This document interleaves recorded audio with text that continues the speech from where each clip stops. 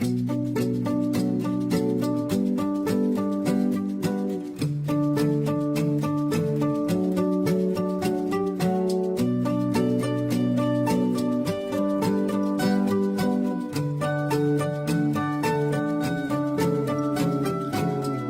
you turn into wine. Open the eyes of the blind. There's no one like you, none like you. Into the darkness you shine. Out of the ashes we rise. There's no one like you, none like you. Our God is greater, our God is stronger. God, you are higher than any other. Our God is healer, awesome in power. Our God, our God.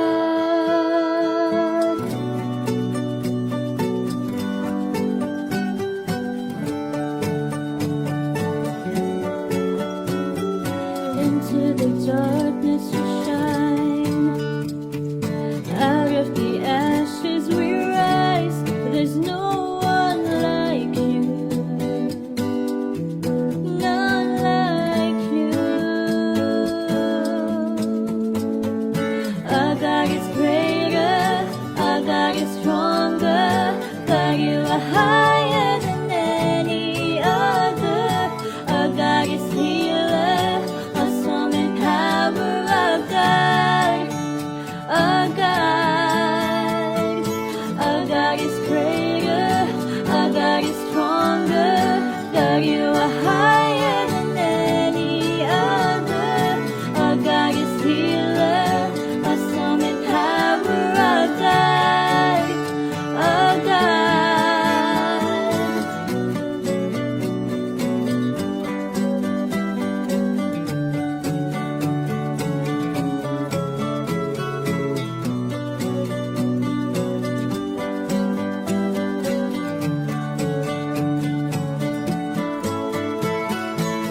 And if our God is for us, then who could ever stop us? And if our God is with us, then what can stand against? And if our God is for us, then who could ever stop us? And if our God is with us, then what can stand against? What can stand against?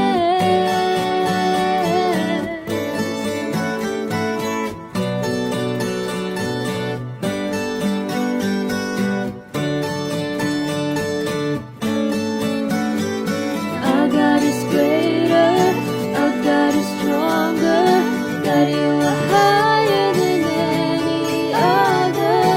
Our God is healer, awesome in power. Our God,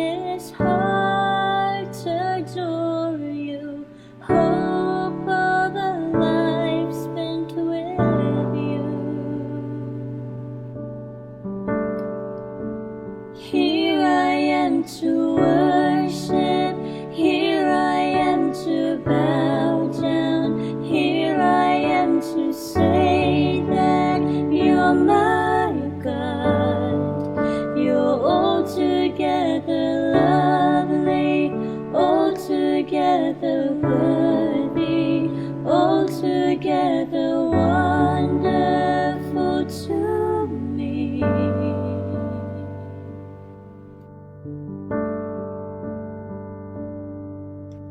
King of all days, oh so highly exalted, glorious in heaven above. Humbly you came to the earth you created, all for love's sake became poor. Here I am to worship, here I am to bow down, here I am to say that you're my God. You're altogether lovely, altogether worthy, altogether wonderful to me. I'll never know how much it costs to see my sin upon the cross. I'll never know how much it costs to see my sin upon the cross.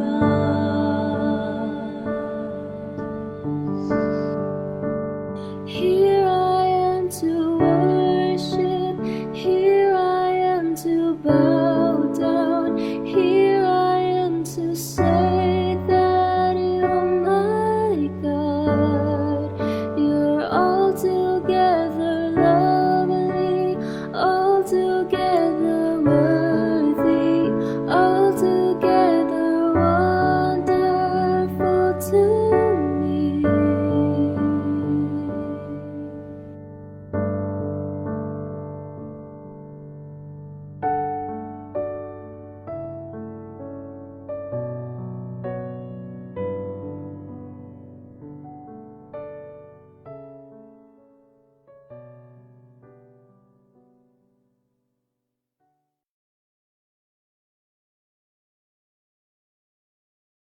Wonderful Sunday morning to all of us. Happy New Year!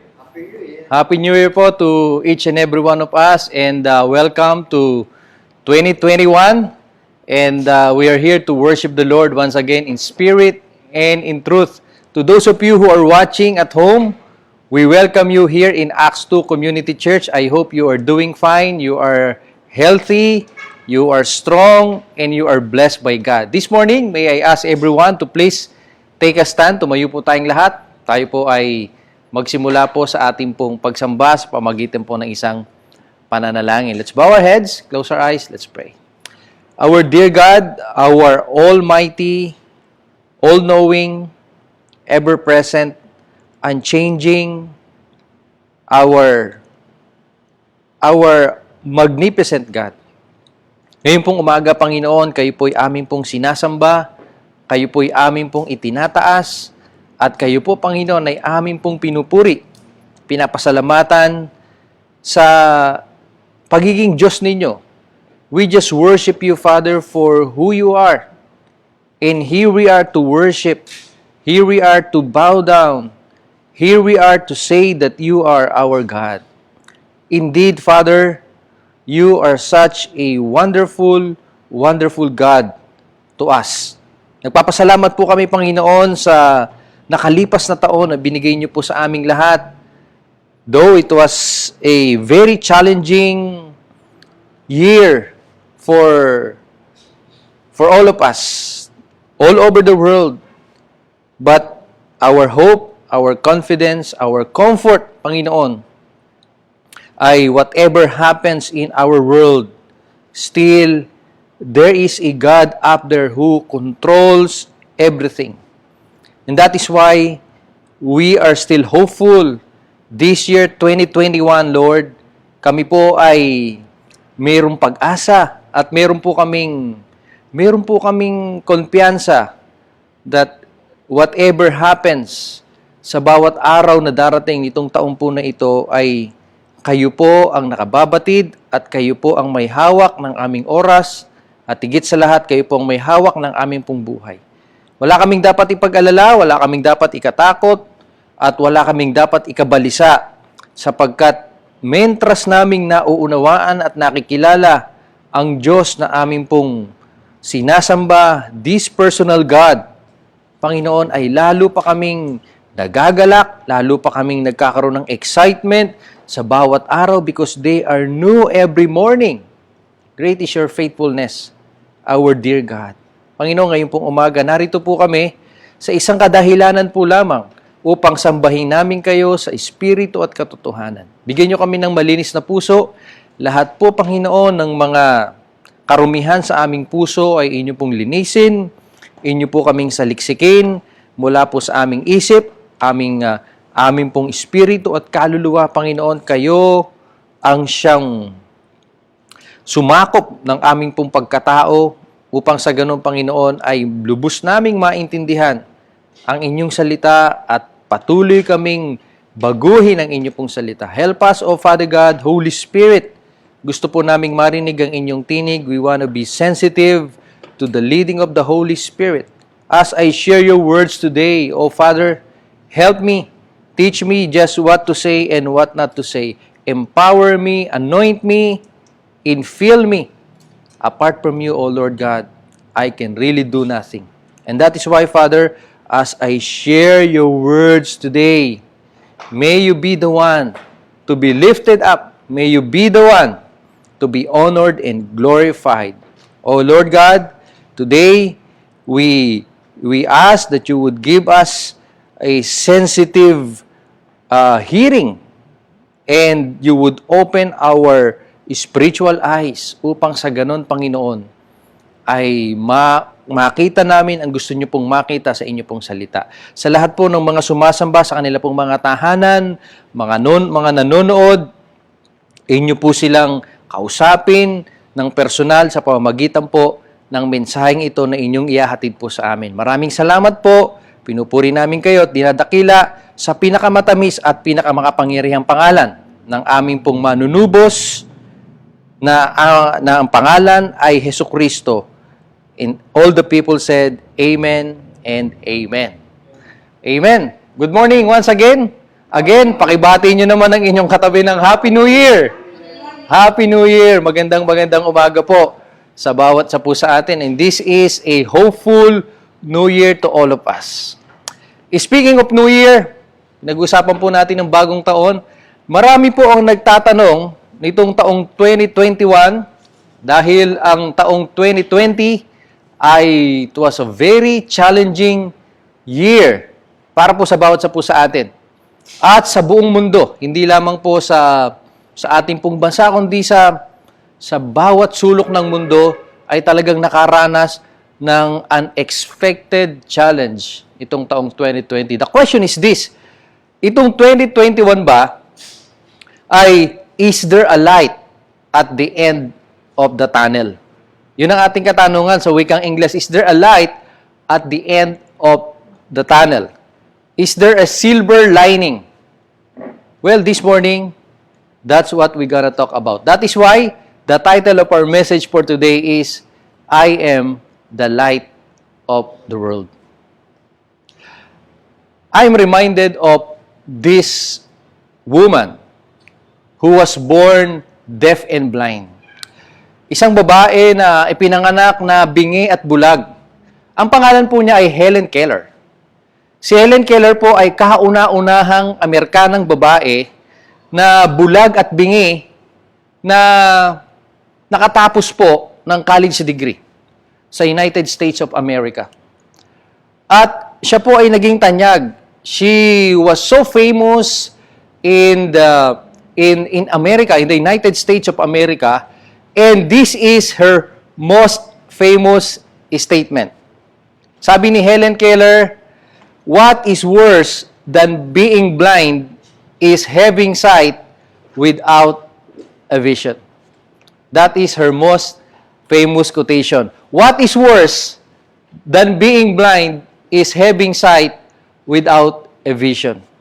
Ladies and gentlemen, the truth of the matter is we need openness of our eyes because somehow we are blind or we are blinds in some ways. Sa mga ilang aspeto ng ating pong buhay, we are blinds or we have been blinded. And today, that's what we're gonna talk about, that Jesus Christ is the light of the world. Once upon a time, Jesus encountered a man who was born blind. And he was asking for healing. And in the book of John, chapter number 9, verses 1 to 5, we will see that in verse number 1, Jesus, as he passed by, he saw a man who had been born blind from birth. That is the condition of this person. He was born blind from birth. Meaning to say, ipinanganak po siyang bulag. Well, science will tell us na pag ikaw ay ipinanganak na bulag, you are hopeless. I mean, there is no way for you to see the world. And that is the very condition of this man who was born blind. Let's continue, verse number 2. And Jesus' disciples asked him, Rabbi, meaning teacher, who sinned? This man or his parents that he would be born blind? You know, these disciples of Jesus was asking Jesus a very relevant and vital and valid question. Panginoon, sino po, o teacher, sino po ang nagkasala? Ito po bang tao na ito o yung kanya pong mga magulang na naging dahilan na siya ipinanganak na bulag? Because during Bible times, are you listening?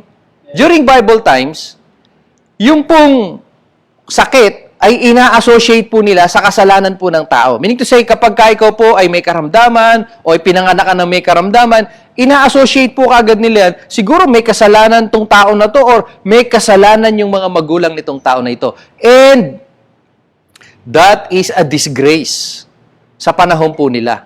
Ang ikaw ay ipanganak ng mayroong karamdaman at yung kaagad, tinutukoy kaagad nila, may kasalanan siguro ang mga magulang to and they tend to be judgmental. That is the point of asking, ang nagkasala ba ay ang kanyang mga magulang o siya mismo kung bakit siya ipinanganak na bulag?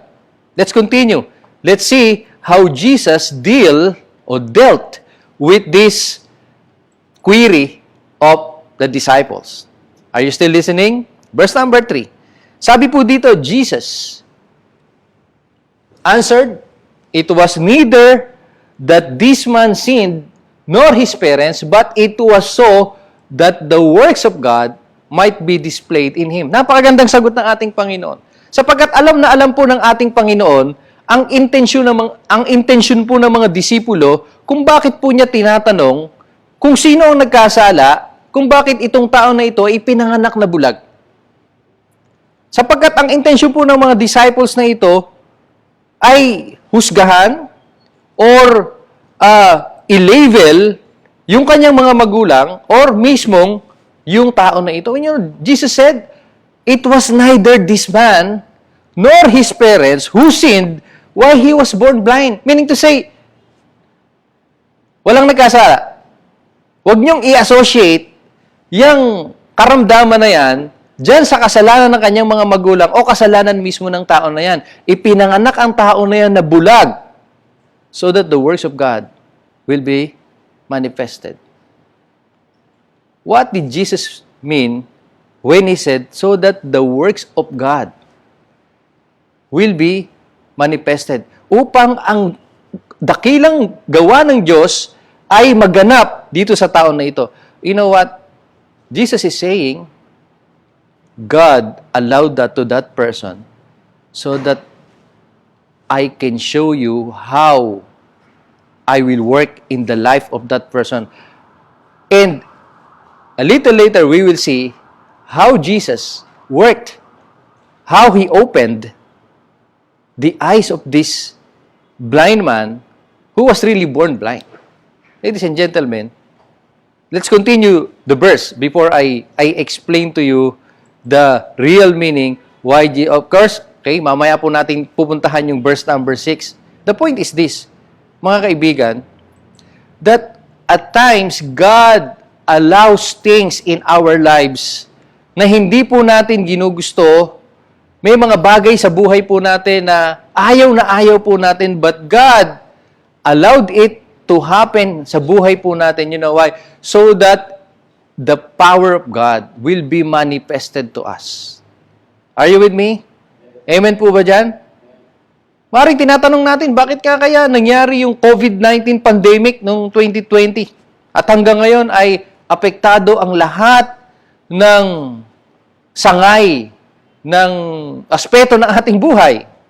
Well, the point is, kung merong mang may kasalanan, maraming lumalabas ng mga conspiracy theories about this COVID-19 pandemic. But nonetheless, at the end of the day, we believers of Jesus Christ, we believe that God allows things to happen, merong mang may kasalanan, or wala mang may kasalanan sa mga pangyayari sa buhay. The point is this, at the end of the day, God will show His power so that the power of God, His power Himself, will be manifested to all of us and to the whole world. Amen? So, are you ready for the glory of God to be manifested to you this year, 2021? What is the title of our message today? Jesus is the light of the world. The I am is the light of the world. Let's see how Jesus opened the eyes of this blind man. Are you ready for God's work today? Let's see. In verse number 6, let's see how Jesus dealt with this situation. Verse number 6, when He had said this, nung sabihin po ng ating Panginoong Kristo yung bagay na yun sa kanyang mga disipulo, you know what Jesus did? He spit on the ground. Siya po ay dumura sa lupa. Well, for sure, wala hong sakit na COVID-19 si Jesus Christ. You know, malinis na malinis po ang kanyang laway. So, He spit on the ground and made from the saliva and applied the mud to His eyes. So, when Jesus spat on the ground, what He did, dinampot po niya yung lupa at kanya po itong inilagay sa mata ng taong bulag. Verse number 7, let's continue. And said to him, go, wash in the pool of Siloam, which is translated, sent. So he left and washed and came back, seeing. What happened? This is a miraculous work of Jesus Christ. This is what Jesus is saying. Hey guys, this is what I'm talking about. I want you to see how I gonna show my power to this guy. I don't care kung sino ang nagkasala, yung mga magulang niya o siya mismo, but I tell you, walang may kasalanan, inadya ng Diyos na mangyari ang bagay na yan, mangyari ang kabulagan na yan, upang sa ganon, I will tell you one important lesson. What is that? Verse number 8. So the neighbors and those who previously saw him as a beggar were saying, is this not the one who used to sit and beg? Verse number 9, let's see. Others were saying, this is he. Still others were saying, no, but he is like him. The man himself kept saying, I am the one. So they were saying to him, how then were your eyes opened? He answered, the man who is called Jesus made mud and spread it on my eyes and said to me, go to Siloam and wash. So I went away and washed, and I received sight. And they said to him, where is he? You know what the man said? He said, I do not know. I do not know. What are those long passages of Scripture all about? When the man was healed by Jesus Christ. He came back from the pool of Siloam, meaning sent, after washing at that pool of Siloam, sa isang sapa na kung tawagin ay Siloam, pagbalik po niya sa ating Panginoon at sa kanyang mga disipulo, abay, may paningin na yung tao. Amen? May paningin na yung tao. Nakakakita na yung tao. I wanna look at verse number 5 again, na sinabi ng ating Panginoon dyan. Let's see, in verse number 5, very important, because this is where we gonna dive. Dito po tayo titingin, verse number 5, makikita po natin that after the blind man went to that pool of Siloam, siya po ay may paningin na, sabi ng ating Panginoon, I am the light of the world. I am the light of the world. Ako ang ilaw ng sanlibutan. Alam nyo, yung bulag, ay, yes, literally, siya po ay hinil ng ating Panginoon. But let us not forget that every time Jesus will do a miracle, lagi po siyang meron po siyang lesson na ibinibigay sa mga disipulo at sa atin din. Pagkatapos po niyang pagalingin yung bulag, ay kanya pong sinabi, hey guys, I am the light of the world. Habang naririto tayo sa mundo, habang ang mundo nga ito ay umiiral, ano sabi ng ating Panginoon? I am the light of the world. And you know what? Amazing thing happened when the man came back, seeing, meron na siyang paningin, alam nyo, napansin po ng kanya pong mga kapitbahay na itong tao na ito, siya po ay may paningin na. He was a changed man. He was a changed person. At alam nyo, ganyan po ang nagagawa ng kapangyarihan ng ating Panginoon. God is still in the business of changing lives. Amen po? Ang Panginoon po ay nandun pa rin po sa trabaho ng pagbabago po ng buhay. God can still transform your life. God can still open the eyes of the blinds, literally and spiritually. You know, that guy, hindi lamang po siya na-heal physically, but he was also healed spiritually. I mean, he met the Lord. At the end of the story, we will see, ladies and gentlemen, that this person, the life of this person was never the same again. Nagulat po yung mga kapitbahay niya. Aba, ito yung dating bulag ah. At hindi lamang po ito bulag. Siya po ay isang pulubi. Siya po ay isang, naglilimos po siya. Nung makita po nung mga kapitbahay po niya, na ito ay hindi na namamalimos, at siya po ay meron ng paningin, they were so amazed. And so what happened? Nilapitan po siya ng kanya pong mga kapitbahay, at siya po'y inusisa, ano nangyari sa'yo? Sino ang nagpagaling sa'yo? Sino ang nagbulat ng iyong mga mata? And you know what? Sabi nung tao na to, wow, isang lalaki, isang tao na nagngangalang Jesus. At you know, inusisa pa rin siya, nasaan itong tao na ito? Ipakilala mo siya sa amin. You know why? You know why? Because it was a very first time na nangyari po na nakakita po ang taong ipinanganak ng bulag sa kanila pong kapanahunan. Are you with me? Kaya sila po'y amazed na amazed because this is the very first time, wala pa sa kasaysayan ng aming lugar na mayroong ipinanganak na bulag na nakakitang muli. Kaya sila ay nagtatanong, sino itong tao na ito na nagbigay paningin sa'yo? Ayun ang sabi nung lalaki, I do not know. A little later, I will tell you why the man who was born blind said to his neighbors, I do not know. I do not know. Sabi po ng 2 Corinthians chapter number 5, verse number 17. Sabi niya, therefore, if anyone is in Christ, this person is a new creation. The old things pass away. Behold, new things have come. Sa Tagalog po, kung kaya't ang sino mang na kay Kristo ay bago ng nilalang. Amen po?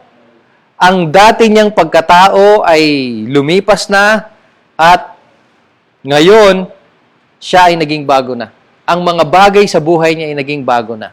Ganyan po ang nangyari diyan po sa taong yan na pinanganak na bulag na pinagaling po ng ating Panginoong Hesus. Amen? Kaya nga po, ang kagalingan na binibigay po ng ating Panginoon na hindi lamang po physical na kagalingan, kung hindi spiritual na kagalingan. Ganyan po ang nangyari sa iyo at sa akin. Nung tayo po ay makakilala sa ating Panginoon sa Kristo, hindi lamang po niya tayo pinagaling sa mga physical na karamdaman po natin. Well, maybe meron kang existing na karamdaman po ngayon. But the very good news, listen to this, is that God healed us spiritually. Amen? Pinalaya tayo ng Diyos. Binigyan tayo ng freedom ng Panginoon sa ating mga spiritual bondages. Kung kaya tayo po ay malaya na. Ladies and gentlemen, this is the message for today, that Jesus is the light of the world. That's why we are hopeful. This 2021, may pag-asa po tayo sapagkat ang tunay na ilaw ng sanlibutan, ang tunay na pag-asa po natin, even if the world seems hopeless, meron po tayong pag-asa. Sino po yan? Ang ilaw po ng sanlibutan. Kung tinatanong po natin, is there a light at the end of the tunnel? The answer is a resounding yes. There is a light at the end of the tunnel. He came here 2,000 years ago, and His name is Jesus. The I am. I am the light of the world. Kung ang tanungan po natin, is there silver lining this 2021? The answer is the resounding yes. Kung ating pong itutuon ang ating pong pananampalataya sa ating Panginoong Hesus, if we will focus our eyes on Jesus, there is always a silver lining. That is my belief. And that is what the Bible tells us, that there is hope in the world. And His name is Jesus. His neighbors were asking, who is this guy who opened your eyes? You know what the man said? His name is Jesus. Jesus is the light of the world. Si Jesus ang pag-asa ng buhay. Si Jesus ang liwanag. Siya ang ilaw ng sanlibutan. If this world seems dark, ladies and gentlemen, the good news this year, 2021, the very first Sunday of January 2021, ladies and gentlemen, Jesus is the hope of the world. Jesus is your hope.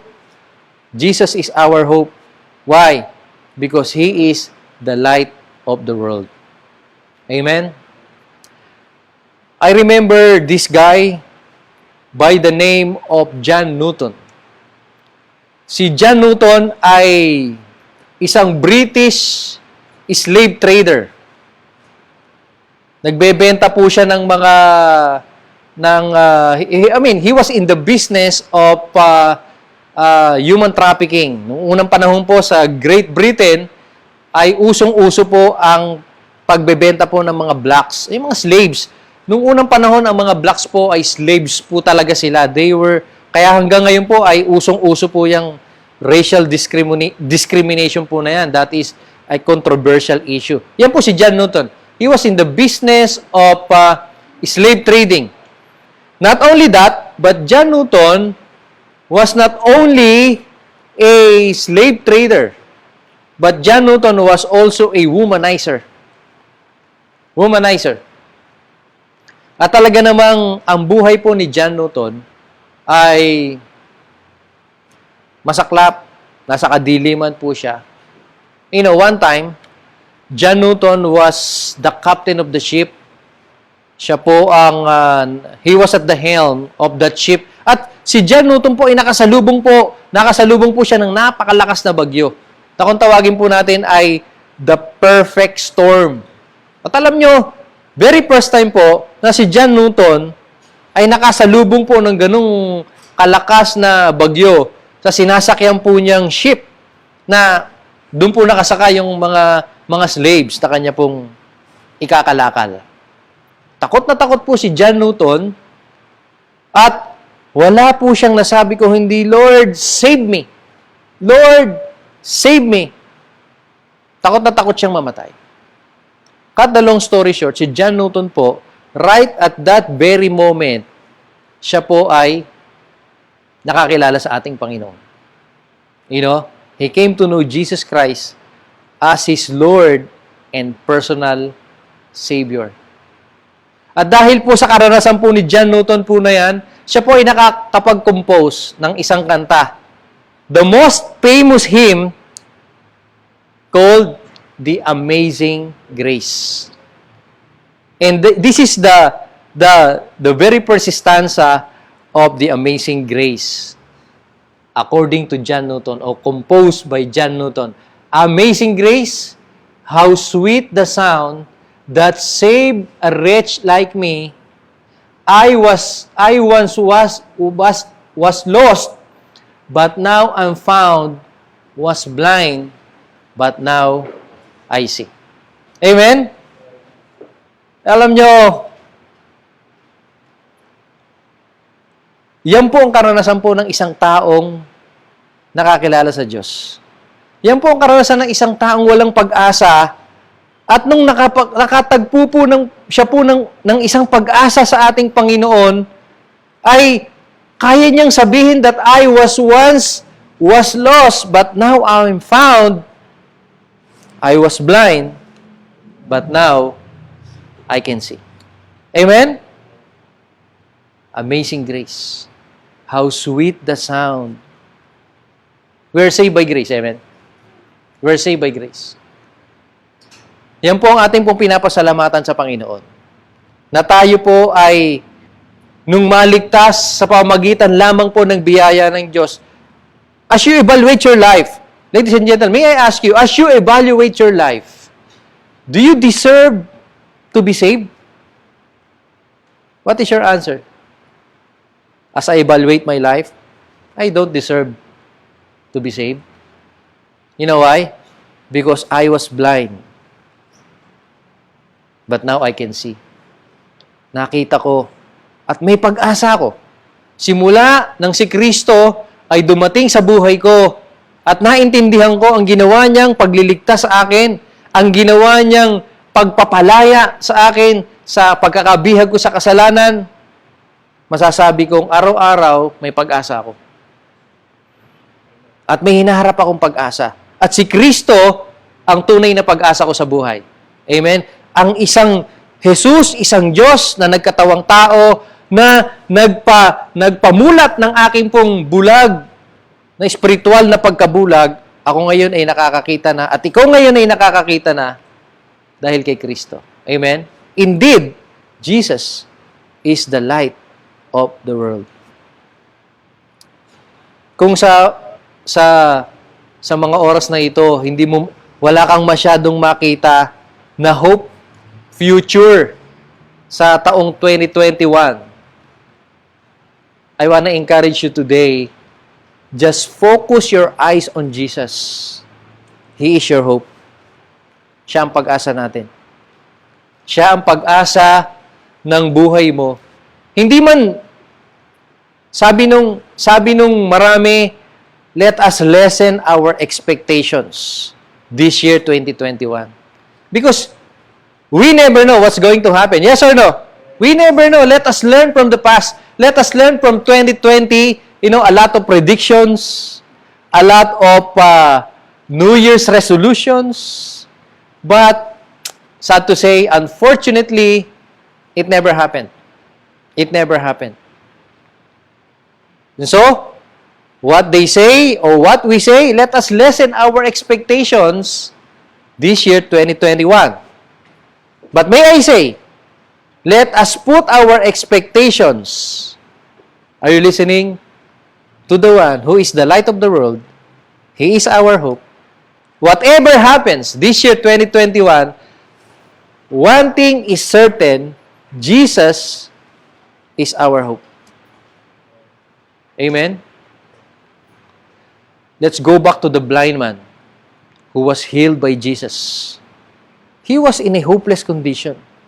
As I was telling you a while ago, nung unang panahon, kapag ka ikaw ay ipinanganak na bulag, bulag ka na hanggang sa mamatay ka. Kaya sila ay amazed na amazed. Papaanong itong ipinanganak na bulag na ito ay muling nakakita? Inuusisa nila itong bulag na nakakita. Papaano? Sino ang may gawa ng milagrong ito? Sabihin mo sa akin. Inuusisa siya ng kanyang mga kapitbahay. And let us continue this passage of Scripture. I'm excited sa mga sumunod na eksena. At alam nyo, yung tanong po ng mga disciples, sino nagkasala? Yung bang mga magulang niya o itong tao na ito mismo ay hindi po yan basta isang katanungan. Yan po ay katanungan ng gustong maghusga.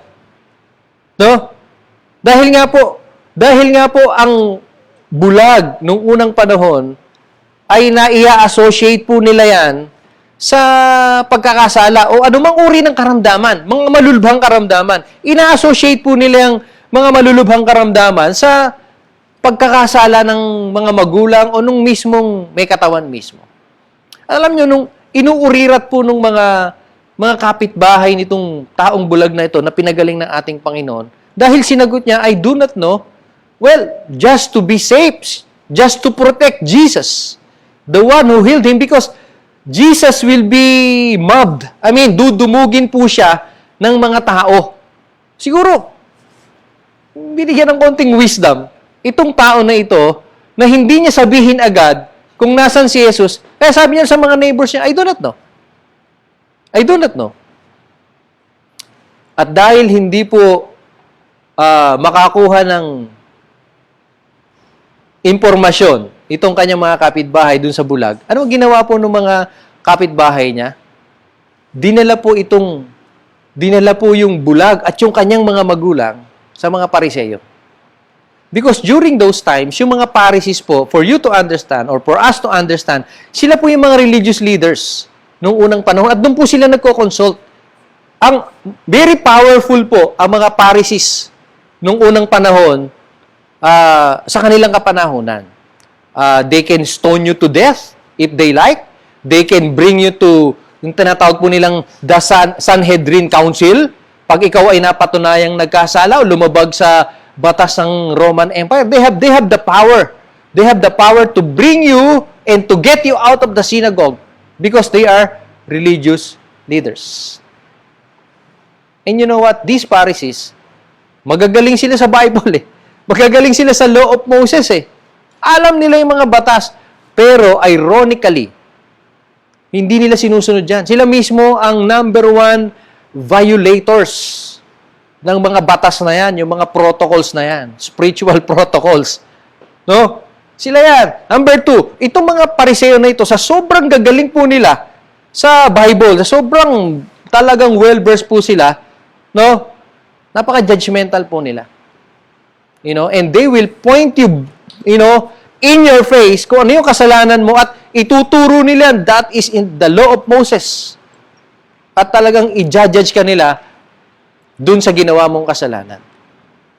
And let us see kung ano nangyari, ano yung sumunod na kabanata sa kwento ng buhay nitong taong bulag na to na pinagaling ng ating Panginoon, was blind, but now he can see. Verse number 13 of the book of John, chapter number 9. And so they brought the man who was previously blind to the Pharisees. Dinala po nila itong taong bulag na pinagaling ng Panginoon sa mga Pariseo, sa mga religious leaders. Verse number 14. Now it was a Sabbath on the day that Jesus made the mud and opened his eyes.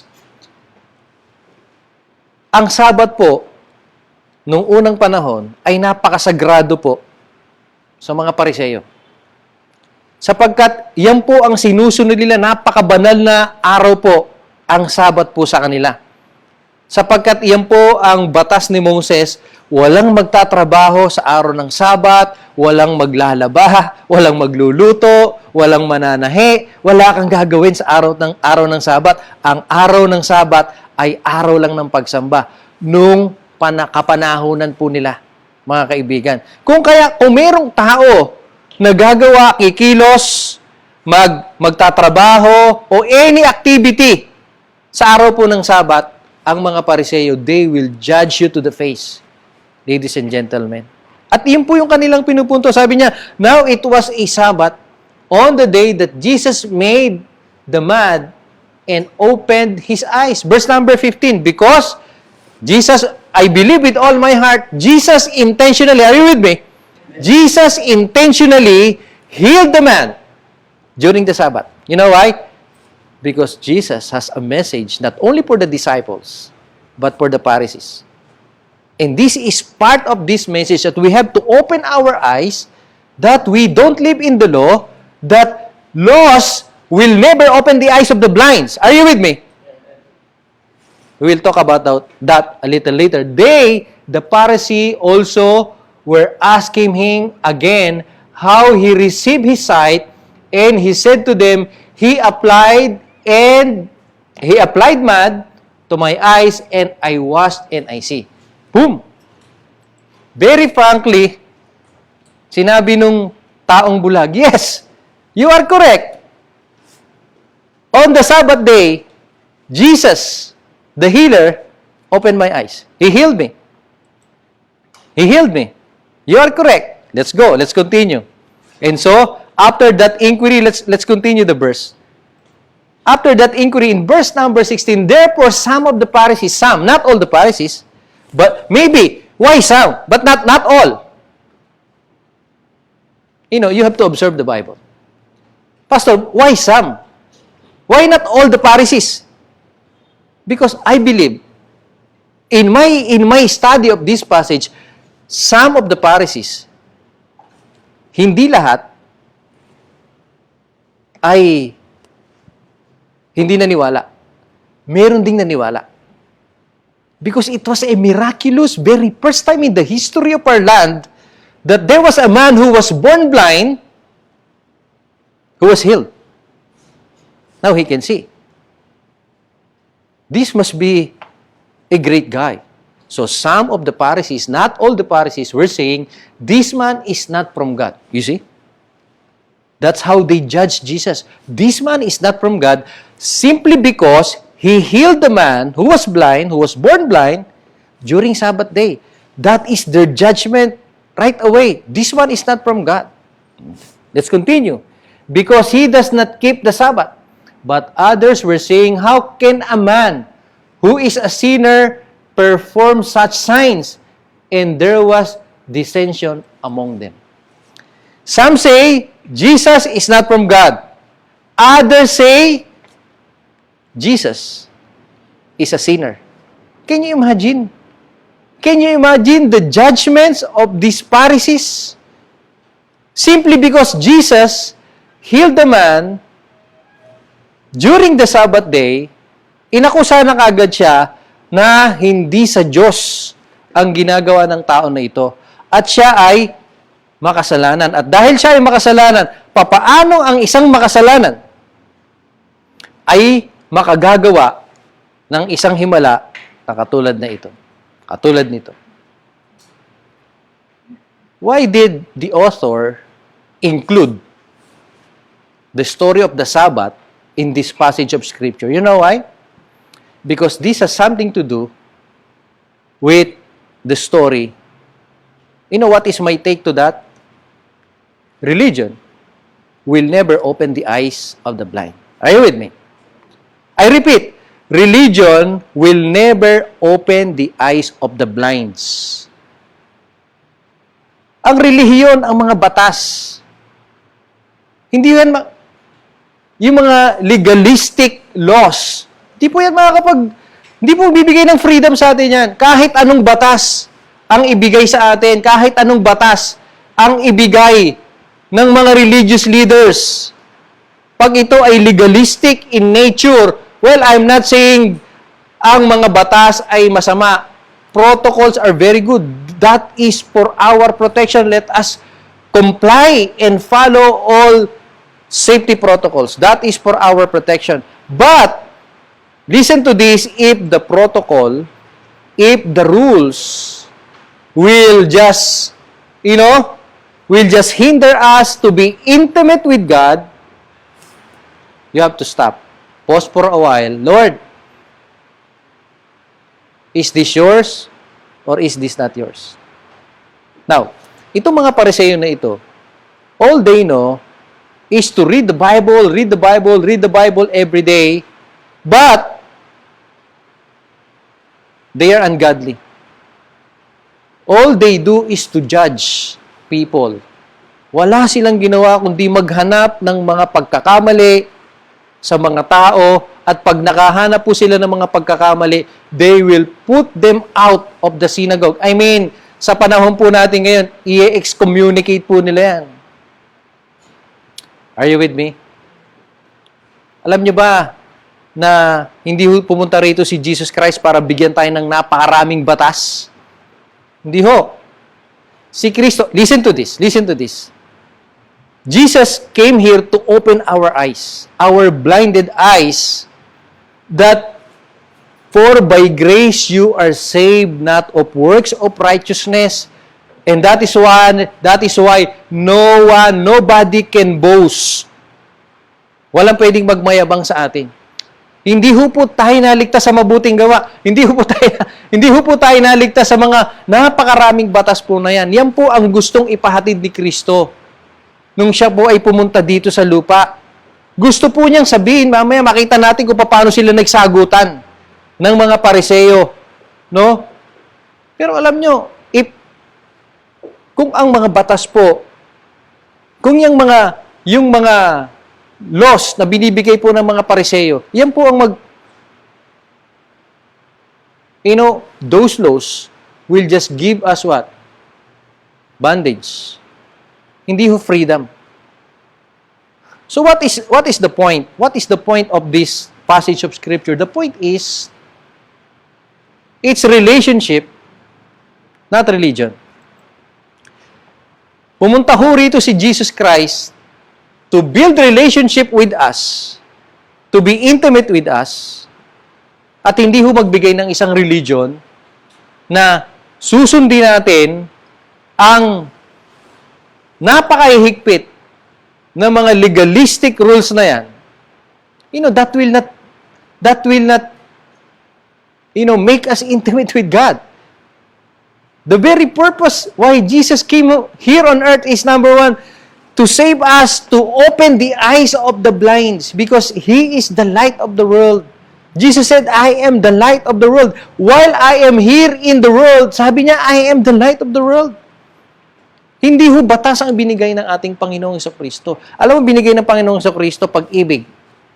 Sabihin mo nga sa katabi mo, mahal kita. Pag-ibig.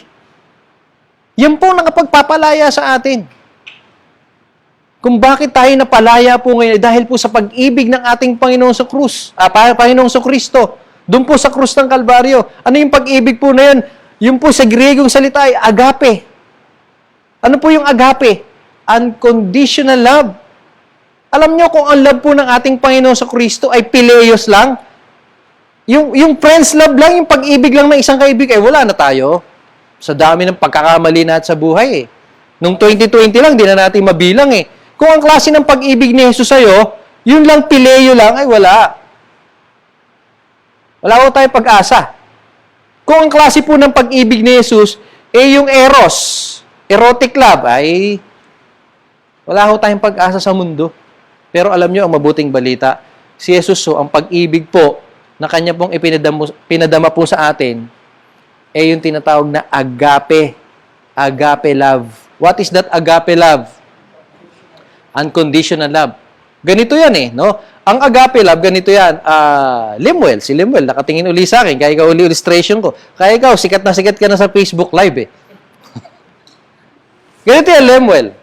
Kung may magsasabi sa'yo, I love you because of, hindi unconditional love yan. Hindi agape love yan. Kasi because mahal kita dahil pogi ka. Ipapangit ka rin Di ba? Mawawala din ang kagwapuhan mo Hindi po unconditional love ang tawag doon. Pero pag sinabi kay Lemuel, I love you in spite of. Unconditional love yan, Kuya Manny. Wala akong pakialam kung ganyan ang ugali mo, mahal kita. Wala akong pakialam, Gian, kung ganyan ang mukha mo.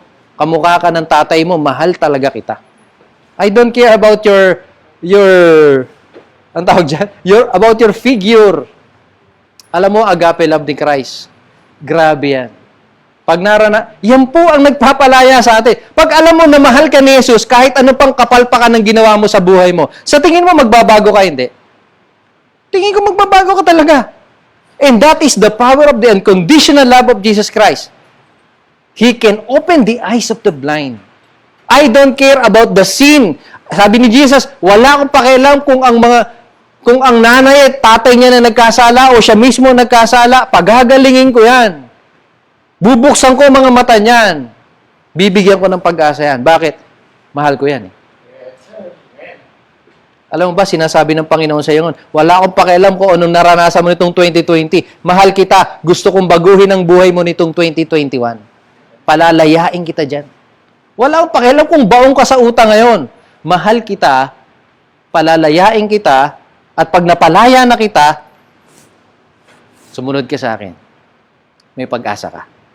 Amen. But these Pharisees, itutumbok niya sa iyo kung anong ginawa mong kasalanan. Amen? These Pharisees, alam nyo, meron pong pag-aaral na ginawa. Na, mentras daw, ang mga tao, listen to this, even if you are a believer of Jesus Christ, mentras daw nagiging maalam tayo sa Bible.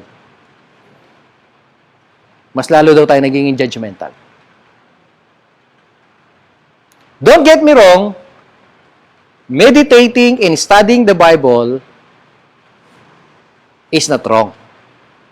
That is actually commanded by God. Meditate God's Word day and night. But if you don't apply, listen to this, I want to give emphasis to the applying of the words, not just memorizing the words, not just information, but transformation, application. If you know the Bible and you don't apply the Bible, ladies and gentlemen, you will not be transformed. You will just become judgmental. Yes or no? I know a lot of leaders. They just know the Bible. But they do not apply the Bible. Their lives are not transformed. They know John 3:16. They know Genesis 1:1 up to Revelation chapter 22. They know that from cover to cover. But their lives are not transformed. Sorry to say this via Facebook Live, they are immoral, they are corrupt, they are judgmental. Why? Because they do not apply the words of God. That is Pharisaic, that is the Pharisees. Ladies and gentlemen, Jesus came here not just to give us, not to tell us, you memorize the Bible from Genesis to Revelation to 2021, this year 2021, and your lives will be transformed. No. You apply my words. You will be transformed. John 8:31 and 32. The Bible says, if you obey my words, if you apply my words,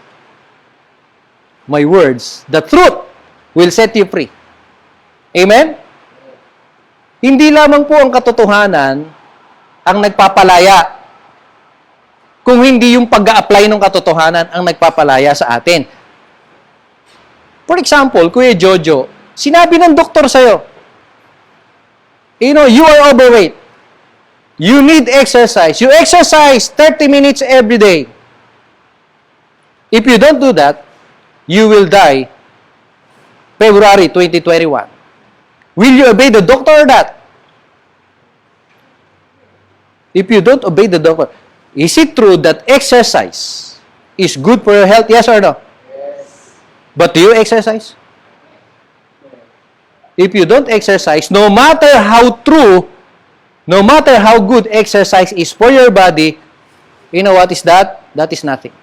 That is nothing. That is the Bible. The truth, Jesus Himself will set you free, but ladies and gentlemen, you have to apply the words so that your lives will be transformed. The Pharisees, they will give you laws. They will give you religion, not transformation. Sa kanila, it's not transformation. It's reformation. What is reformation? Panglabas lang. Magagaling lang magdamit yung mga yan. Magagaling lang yung magsalita. Magagaling lang yung mag-preach every Sunday at the synagogue. Pero listen to me. Because Jesus is here to open the eyes of the blind. We have to talk about these Pharisees because these Pharisees, sa panahon po natin yan, napakarami pong Pharisees. Even I have heard and I have seen face to face Pharisees in modern times.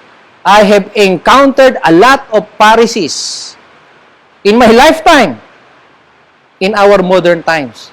They will tell you, magpalit ka lang talaga ng Bible version. You will get out of the synagogue. Magpalit ka lang ng instrumento sa worship team mo.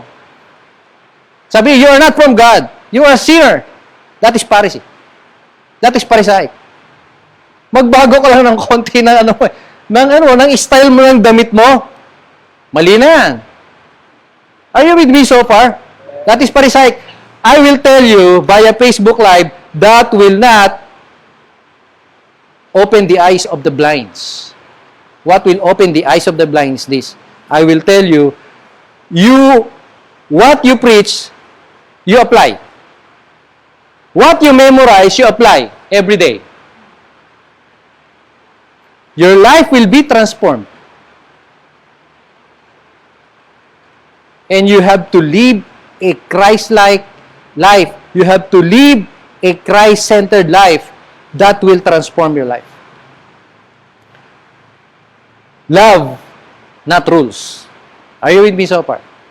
What is our topic today? Our topic today is Jesus is the light of the world. He will open the eyes of the blinds. Let us continue the passage of Scripture. How Jesus answered those query of these legalistic Pharisees. Let's go to that. In the book of John chapter 9, verse number 14.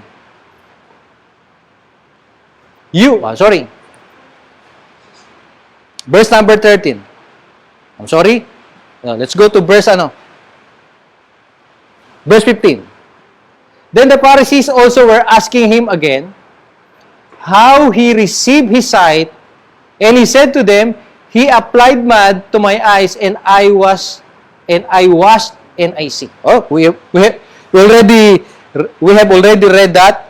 Let's go to verse number 16. So sumagot yung, kasi inuurirat nila yung inuurirat nila yung tao na pinalaya na ating Panginoon. Inuurirat nila. Hindi sinabi niya, nagtestimony siya, hindi siya natakot sa Pariseo. Alam mo, ganyan. Huwag tayo matakot sa mga Pariseo. No, sagutin natin sila according to the Bible. Are you with me? Sagutin natin sila according to the truth. Because the truth will set them free. If they will obey that truth. Ano sabi niya? Jesus, when I was to that pool of Siloam, pagbalik ko, nakakita na ako. Yun lang. Wala nang ibang agenda. Wala nang ibang agenda si Jesus. Wala na. Wala, hindi ako pinupolitika nung nagpagaling sa akin. Hindi ako sinasama sa isang party list. Hindi ako sinasama sa isang political party. Wala. Yun lang ang agenda niya. Pagalingin niya lang ako. Wala na. Hindi na nga kami nakita Umalis na nga si Jesus Wala na. Hindi niya ako inimbita ron sa church nila. Wala. Pinagaling niya lang ako. Hindi niya ako kinonvert dun sa religion nila. Are you with me? Pinagaling niya lang ako. Jesus came here not to convert people to religion. Jesus came here to open the eyes of the blind. You know why? Because Jesus is the light of the world. No agenda, no nothing, just to save people and transform people. That's it. That is the agenda of Jesus. And that should be the agenda of you and me. That should be your agenda. That should be my agenda. That should be the agenda of this church. Just to love God, love your neighbor, open the eyes of the blind. Let's continue the passage so that we will see how Jesus answered the legalistic views of these Pharisees. Let's go to verse number 16. Go to verse number 16. Therefore, some of the Pharisees were saying, this man is not from God. You see, inulit na naman nila. This man is not from God. Because he healed on Sabbath day. This man is not from God because he does not keep the Sabbath. But others were saying, how can a man who is a sinner perform such signs? And there was discussion among them. Let's continue. Verse number 17. We already read that. Okay, verse number 17. So they said again to the man who was blind, what do you say about him? Since he opened your eyes and he said, he is a prophet. You see, sabi naman, oh, he's a prophet. He's not a sinner. He's from God. He's a prophet. To me, he's a prophet. I mean, to me, he's a good man. To me, tingin niya, he's a prophet. Now, let's go. Verse number 18. The Jews, they then did not believe it about him that he had been blind and had received sight until they called the parents of the very one who had received his sight. You see, pinagdiskitahan naman yung mga magulang kasi hindi pa rin sila makapaniwala eh. No? Hindi yung mga Hudyo na naririnig yung discussion, hindi pa rin makapaniwala talaga na talagang mayroong isang taong ipinanganak na bulag na napagaling. Kasi wala naman ang hirap niya. Wala, hopeless condition yan eh. Hopeless case po yan. Medically speaking. So what they did, these Jews, tinawag yung mga magulang. Yung magulang naman, ang inurirat. What is the purpose? Again, to point out na itong mga magulang niya, makasalanan niyan, they shall be put out of the synagogue to be judged. That is the point. Let's go to verse number 19. Let's go to verse number 19. And they questioned them, the parents, saying, is this your son, who you say was born blind? Then how does he now see? Tinanong niya, verse 20, his parents then answered and said, we know that this is our son, and that he was born blind. 21, but now he now sees, and we do not know, or who opened his eyes, and we do not know. How many times the word I do not know, we do not know, mentioned in that passage of Scripture? 3 times.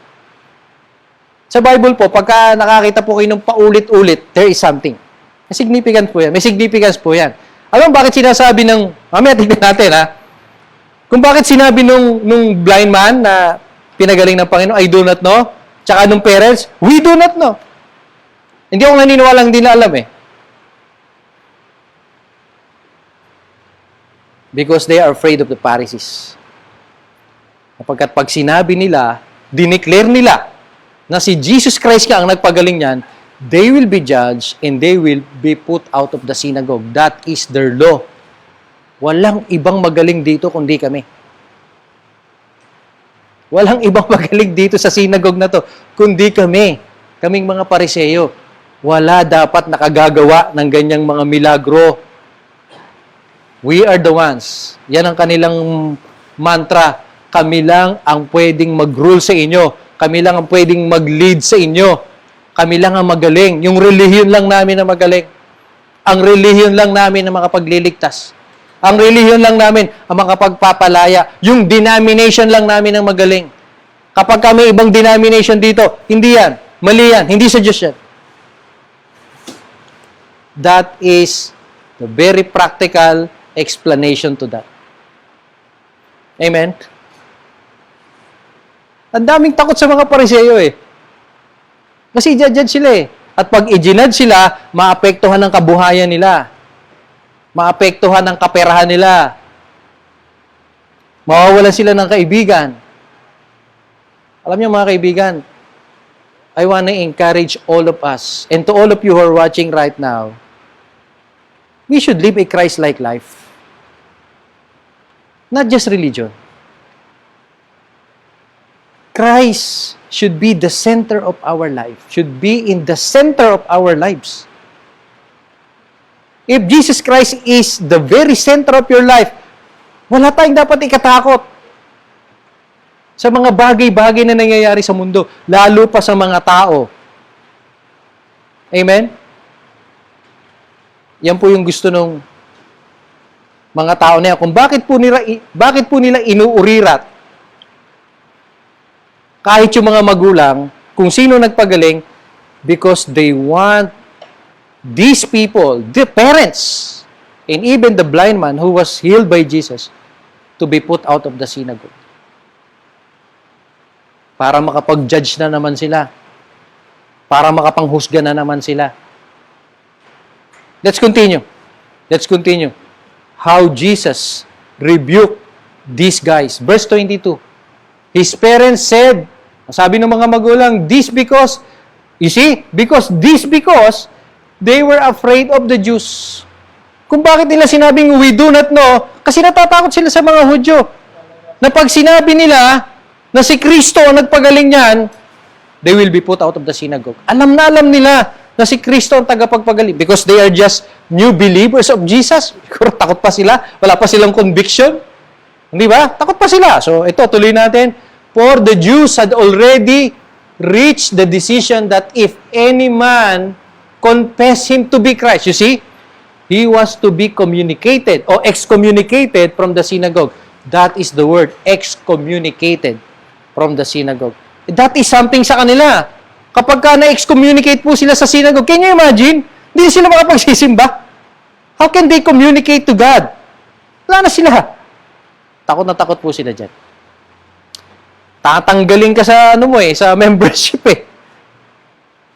Have you heard religion like that? Tanggalin kita sa membership pagka iniba mo yung music mo. Pag iniba mo yung Bible version mo, hindi ka na namin kasapi. That is Pharisaic. Let's go. Verse 23. What is that? It was for this reason that his parents said, he is of age as him. You see, very safe. The parents, very safe. Talagang ayaw nilang ma-excommunicate eh. Natatakot silang mawala sa church eh. Natatakot silang mawala doon sa relihiyon nila kasi siguro yun ay naging buhay nila eh. At talaga namang siguro because they are ruled by the Pharisees, maapektuhan ng kabuhayan nila. Ano sabi niya? Just to be safe? Tanungin mo na lang yung anak ko.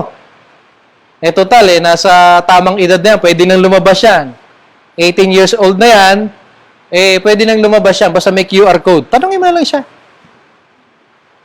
Amen? Tanungin nyo na lang siya. Tingnan natin kung paano nanindigan yung lalaki na pinalaya. Tingnan natin kung ano yung ginawa ni Kristo rito sa tao na ito. Alam nyo, tingnan natin kung paano itong lalaki na ito talagang naranasan niya si Jesus at kung paano niya sinagot yung mga nagtatanong sa kanyang mga Hudyo at mga Pariseo. Let's continue the verse. Verse number 24. So, for a second time, they summoned the man who had been blind. Pinuntahan po nila yung lalaking pinalaya ng Panginoon, pinagaling ng Panginoon, and said to him, give glory to God. We know that this man is a sinner. Verse 25.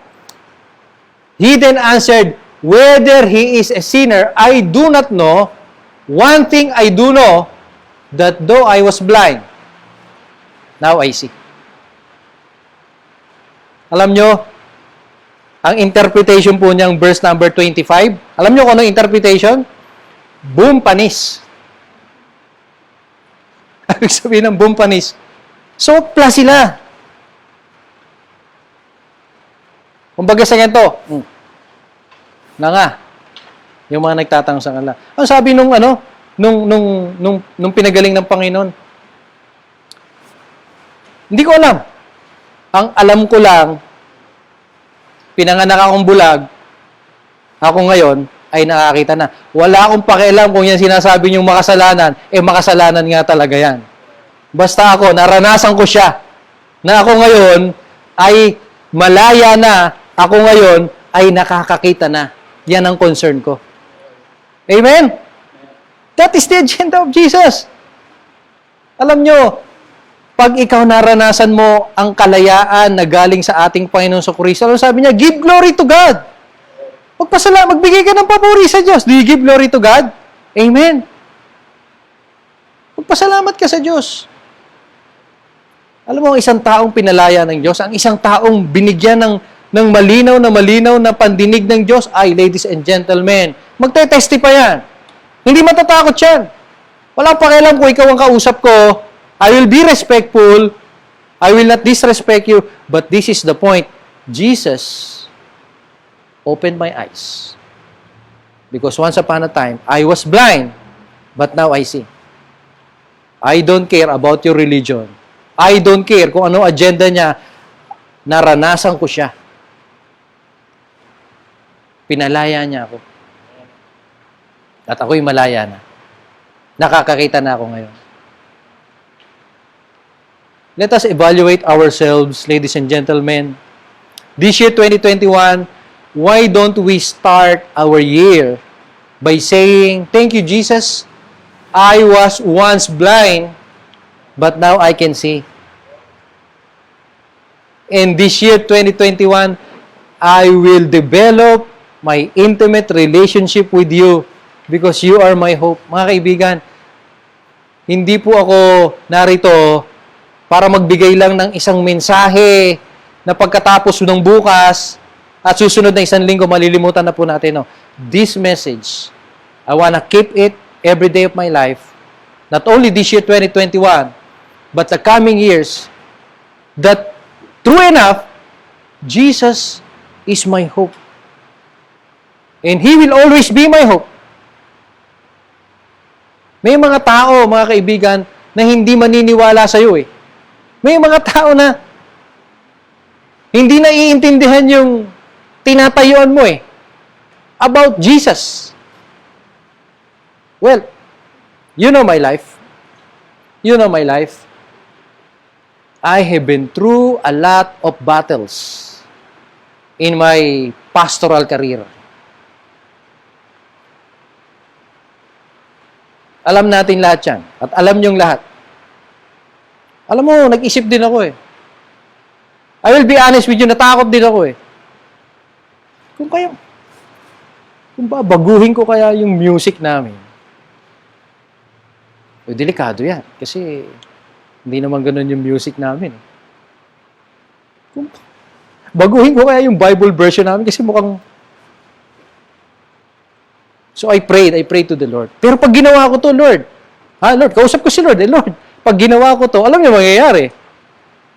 At alam kung mangyayari. It will affect my family, my finances, it will affect my my relationship with my closest friends. So I prayed harder, Lord, I want freedom. I do not want to play the game of religion anymore. I am tired of playing the game of religion. Because I know for a fact that religion will never set people free. Well, in fact, binibigyan pa nga niya ng bondage ang mga tao. Alam nyo, I praise the Lord. I praise God. When I decided to just focus my eyes on Jesus and just give my life just to Jesus, not to any denominational whatever it is. I can live a joyful life. By the grace of God, me and our church can open the eyes of the blinds. Not because of our denomination, but because of Jesus na nagbibigay, nagpapalaya sa tao at nagbibigay ng tunay na kaliwanagan sa tao. Kaibigan, I want to encourage you, do not play the game of religion. Amen?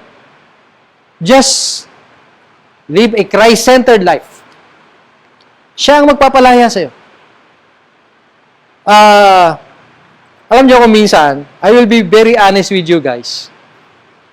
Kasi minsan nasanay tayo, no, na, ako, pag ginawa ko to, baka magalit si pastor, Naku, baka pag pinost ko to, pag nakita ni pastor, baka magalit si pastor. Kay pastor tayo nakapokus no? Naintindihan ko naman kayo doon. No, nakaintindihan ko po yan. Pero bakit di natin baguhin yan? Pwede natin baguhin? Ito, pag ipinost ko to, baka magalit si Lord. Amen? Tapos kay pastor, ganito. Pupunta ako kay pastor. Kahit anong masamang ginawa ko, pupunta ako kay pastor kasi kaibigan ko siya. Naiintindihan ako ni pastor. At naiintindihan ako ni Jesus. Kaibigan ko si pastor, hindi siya religious leader. Siya isang equiper. Siya isang discipler. Pag pumunta ako kay pastor, i-disciple niya ako, makikinig siya sa problema ko, ipagpe-pray ako ni pastor, and then he will equip me, he will develop me, so that I could be a better disciple of Jesus Christ. That is the role of the pastor. Wag po kayong, wag niyo pong gawing panakot si pastor. Amen po? Alam niyo, nakanig po ako ng isang kwento sa isang Sunday school, no? Sa isang Sunday school. E di yung bata, punta sa Sunday school. Yun namang Sunday school teacher, lagi namang sinasawa yung bata. Kasi malikot naman talaga yung mga bata, di ba? Talagang nature po nila yung kalikutan. Then, likot-likot niya. Parang si Andrew ng bata. No, makikita mo sa lalim ng piano, makikita mo sa tabi ng basurahan. Kasi bata pa si Andrew. Ngayon ba, tatabi pa ba sa basurahan niya? Hindi na, di ba? Mga bata, nature nila ganyan. Then, ang likot ng isang bata. Pag uwi niya sa bahay, sabi niya sa mami niya, Mami, sabi kasi nung Sunday school teacher, huwag mong gawin yan. Magagalit si Lord. Hindi tatahimik naman yung bata. Maglilikod na naman kasi talagang malikot ang bata Sabihin na naman ng Sunday school teacher, huwag mong gawin yan.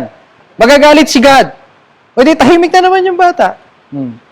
Andun lang siya. Pag uwi niya sa bahay, sabi niya sa nanay niya, nagtanong siya sa nanay niya, sabi niya, Nay, bakit doon sa Sunday school namin, laging galit si God? Ganyan ba? Lagi raw galit si God. Ladies and gentlemen, God is a loving God. Amen? God is a forgiving God. Hindi siya laging galit. Alam niyo ba yung galit ng Diyos? Binayaran na ni Jesus yun. Kung maintindihan po natin ng Bible, matagal na pong binayaran ng Panginoong Jesus ang galit ng Diyos. It was propitiated. That's the word. It was already propitiated and consummated by Jesus Christ. Pag nagkamali ka, natatakot kang pumunta kay Lord. Why? That's my question to you. Pag nagkamali ka, bakit ka natatakot pumunta kay Lord? Kasi sabi ng pastor namin, ganun daw magagalitin si Lord Kaya ayoko na mag-pray kasi baka magalit si Lord sa akin. Buksan nga natin yung Bible natin. Kung talaga nga sinasabi ng Panginoon yun. Ladies and gentlemen, let us rethink. This year, 2021, let us rethink ourselves. Let us reboot if necessary. And let us develop our intimacy with God. And we will see that this God is the light of the world. Ang daladala niya ay pag-asa, hindi po judgment. Amen? Ang daladala po ng ating Panginoon ay pag-asa. hindi ho paghuhusga. Another kwento that I received from many. At times we say that salvation is by grace, not of religion. That is very true. Salvation is by grace, not by religion. Pero, pag naging member na ng church, by religion na. Kailangan ito lang ang denomination natin. Ang galaw na, relihiyon, hindi na by grace. No sir, no ma'am. If it's by grace, it's always by grace. If you are saved by grace, your life should always be by grace. And because life is all about grace, I will be holy every day. I will love my God with all my heart, soul, mind, and strength because I live by grace. Jesus died for me. And therefore, Jesus is telling me I should love Him with all my heart, soul, mind, and strength, not because of my denominational membership, but because of Jesus who died for me. Amen? I will conclude with this. Forgive me. I am now over time. This is our New Year message. And because this is our New Year message, we have a New Year time of ending the message. Let's go to John chapter 9 and let's continue how Jesus, dito po natin i-conclude, how Jesus rebuked these Pharisees. Verse 34. They answered him, "You were born entirely in sins, and yet you are teaching us." So, they put him out. Nagalit sila ron sa lalaki. Ikaw na nga itong ipinanganak na may kasalanan. Kasi yun ang kanilang label eh. In short, makasalanan ka. Kami pang mga relihiyoso ang tuturuan mo ng ganyan. Oh, you see? Anong ginawa nila? Pinalayas po sila sa synagogue. You are no longer a member of this denomination. You are teaching another doctrine. Get out. Verse 34. Verse 35. Pumasok na po si Jesus. Pumasok na si Jesus. Nung marinig po ni Jesus na itong tao na ito ay pinalayas po nila, when Jesus heard that they had put him out, and upon finding him, he said, "Do you believe in the Son of Man?" Do you believe in the Son of Man? Kinausap niya yung mga Pariseo. Verse number 36. He answered by saying, "And who is he, sir, that I may believe in him?" Sino naman siya? Para paniwalaan ko. Verse number 37. Jesus said to him, "You have both seen him, and he is the one who is talking with you." I am he. I am the guy. Do you believe in me? Verse number 38. And he said, "I believe, Lord." And he worshiped him. You see, not all the Pharisees. That's why the Bible says, some of the Pharisees. Because merong naniwala sa kanya. Because of, why? Because of the testimony of the man who was born blind, na pinalaya. Totoong pinalaya to. Totoong nakakakita na to. At kahit po yung ilang Pariseo na very legalistic, religion lang sila, nung makita po nila na mayroong isang Jesus na totoo, walang agenda, walang political agenda, just to open the eyes of the blind, I will believe in him. That's why, sabi niya kay Jesus, "Lord, I believe in you." And that guy, that man, worshiped Jesus. He became believer of Jesus. Amen? Alam nyo, do not be afraid to share your stories. Amen? Every time I share the words, most of the time, I share my salvation story. Paano ko niligtas ng Panginoon? Paano ko pinalaya ng Panginoon? Paano ako pinagaling ng Panginoon sa aking spiritual na karamdaman? Do not be afraid to share your stories, my friends. Because that might open the eyes of the blinds. Let's continue. Let's continue how Jesus spoke to these Pharisees. And Jesus said, "For judgment I came into this world, so that those who do not see may see." That those who do not see may see. That is the agenda of Jesus. That those who do not see, they may see. And those who see may become blind. Oh, Pastor, paano yun? Alam niyo, sinasabi niyang, those who see may become blind. He was referring to the Pharisees. Nang akala nila, sila ang mga magagaling, sila ang mga godly, sila ang mga religious, nasa kanila ang kasagutan sa lahat ng katanungan, religiously speaking.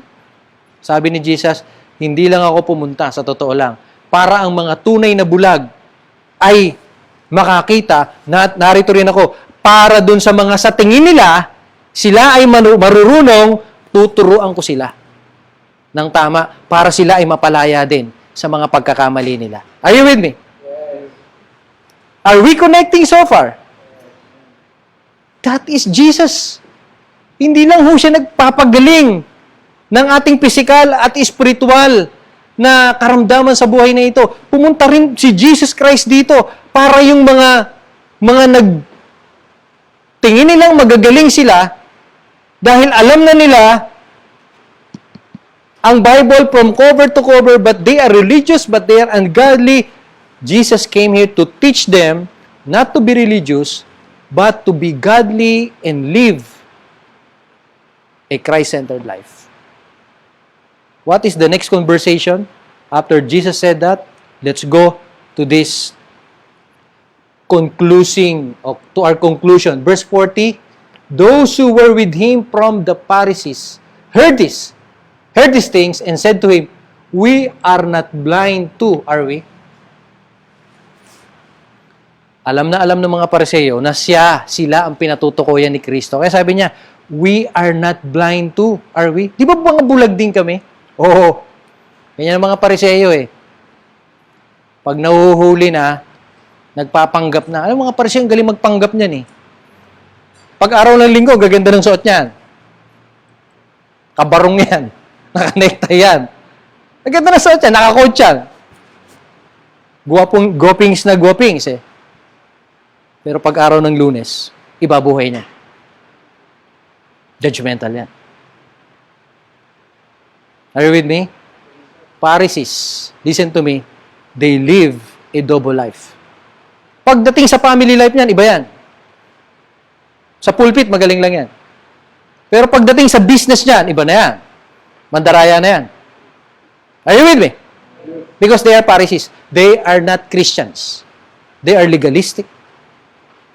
They are not authentic. They are not honest.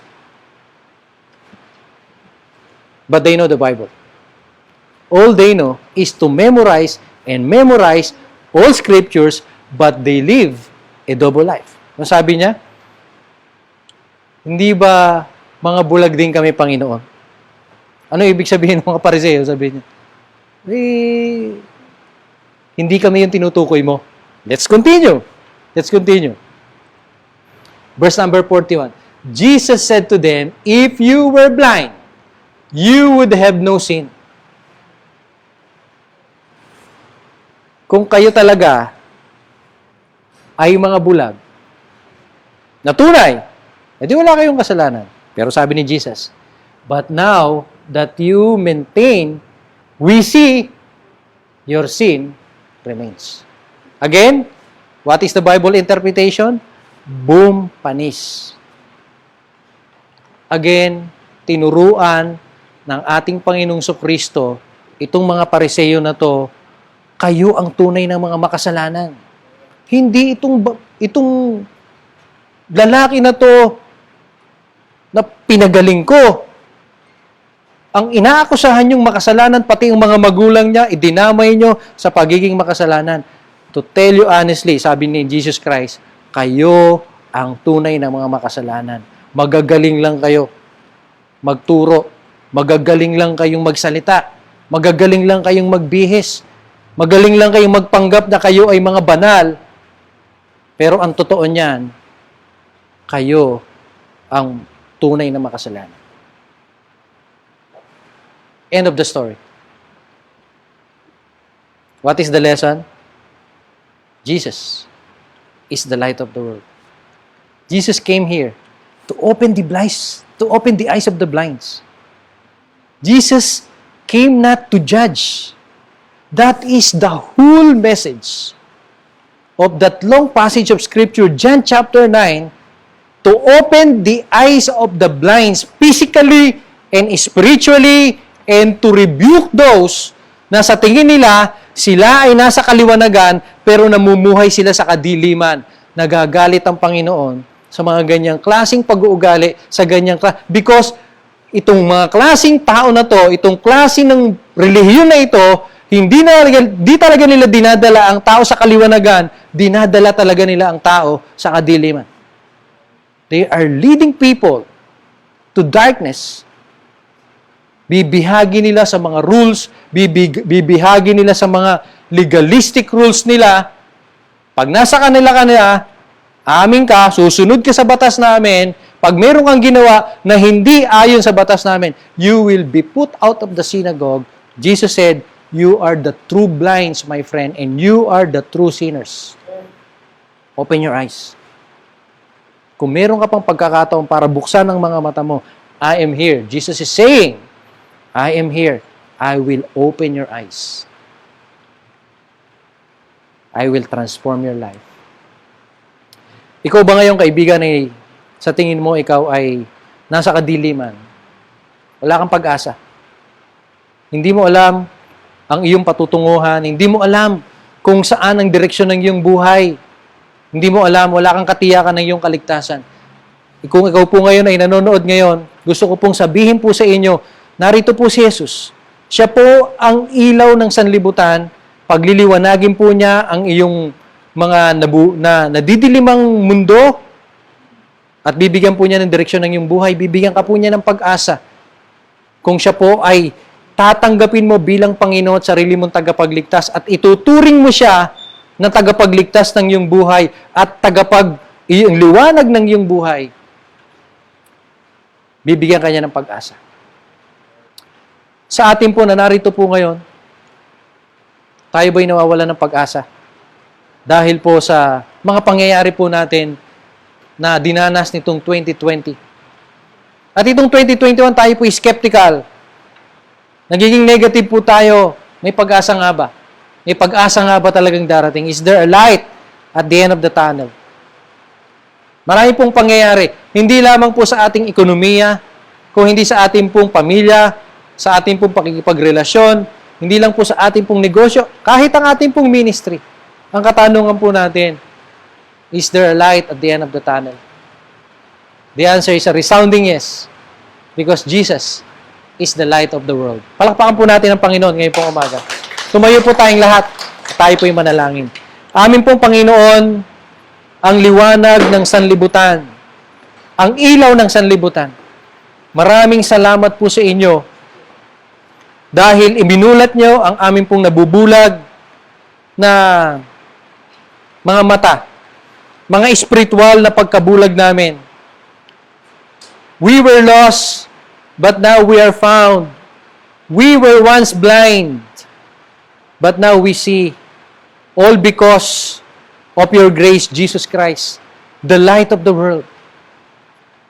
Habang lahat po ay nakayukot, nakapikit, kung kayo po ngayon na amin pong tagapanood ay sa tingin niyo po ay wala pa po kayo sa kaliwanagan at gusto niyo po ng isang liwanag sa inyong buhay, simulan niyo po kay Jesus na nagpagaling ng isang taong ipinanganak na bulag. Walang pag-asa, pero binigyan po niya ng pag-asa. Bibigyan ka rin niya ng pag-asa. Kung siya po ay i-welcome nyo sa inyong puso, tatanggapin mo siya bilang Panginoon at sariling tagapagligtas, ang pangako niya sa iyo, bibigyan ka niya ng buhay na walang hanggan. Hindi lamang po yan, babaguhin niya rin ang iyong buhay, sapagkat sinabi po niya, ang sino mang na kay Kristo ay magiging bagong nilalang. Sumabay ka sa panalangin ito. Kung nais mong maging sentro ng buhay mo si Jesus, you pray something like this: Panginoong Yesus, inaamin ko po na ako ay makasalanan. Pinagsisisihan ko ang lahat ng aking mga kasalanan. Tinatanggap kita bilang Panginoon at sarili kong tagapagligtas. Salamat po sa inyong pagpapatawad at pagkamatay doon sa krus ng Kalbaryo. Panginoong Yesus, magmula ngayon, ako'y susunod sa inyo bilang aking Panginoon. Salamat po sa buhay na walang hanggan na iyong ibinigay sa akin. Sa inyong pangalan, Jesus, ito ang aking dalangin. Amen. Maraming salamat, O Panginoong Jesus, sa inyong mensahe ngayong umagang ito. Maraming salamat, Panginoong Jesus. Indeed, you are the light of the world. Indeed, you are the hope of the world. You are our hope. You are our Lord. You are our comfort. You are our encouragement. Father, today we are thankful for everything that you have done in our lives for the year 2020 and for the year 2021. This year, Father, we pray that we will see the light at the end of the tunnel because of Jesus, your Son, and one and only Son. Again, accept our humble worship to you. Your glory and honor be upon you today. This we all pray in the name of your one and only Son, Jesus Christ. And all the people said, Amen and Amen. Praise God. Thank you very much. May God bless us all. May be seated.